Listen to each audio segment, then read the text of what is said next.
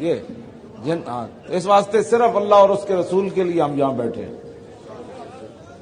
لوگ لاکھوں کہتے رہے, کسی کا منہ بند نہیں کیا جا سکتا. سیدنا صدیق اکبر سارا مال دیتا نا جدو رائے خدا وچ غزوہ تبوک دے موقع تے منافق کہنے لگے اے تے ریاکاری ہے, اے تے ریاکار ہے, اے لوگوں نو دسنا چاہتا میں اتنا مال رائے خدا وچ دیتا.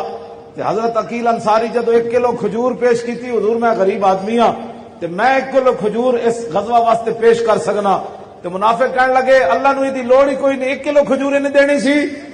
ہاں ایک کدی بھی تسی کسی نو خوش نہیں کر سکتے. ہاں تسی ایتھے جناب لمے پے جاؤ نا جناب, روڈانا روڈا تے صاف کرو تے کہو جناب گزر جاؤ, تو پھر بھی تواڈے تے کسے نہیں راضی ہونا. آئے راضی نہیں ہوندے. انہاں صدیق اکبر تے بھی تنقید کر دیتی, عقیل انصاری تے بھی تنقید کر دیتی, جنہاں رسول اللہ دے خلاف زباناں کھول دتیاں تے تانوں مینوں معاف کر دین گے کبھی؟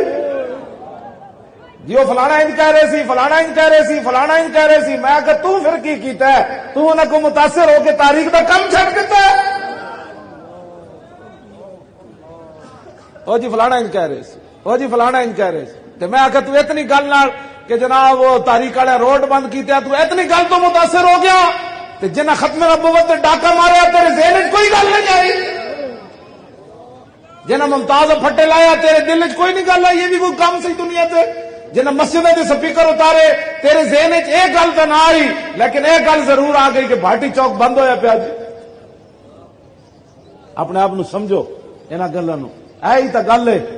یہ خیال ہے, یہ ملال ہے, یہ عجیب زمانے کا حال ہے. اے میرے نبی کوئی آ کے تیرے در سے مجھے اٹھا نہ دے. یہی اٹھانا ہے اور کوئی اٹھانا نہیں ہے.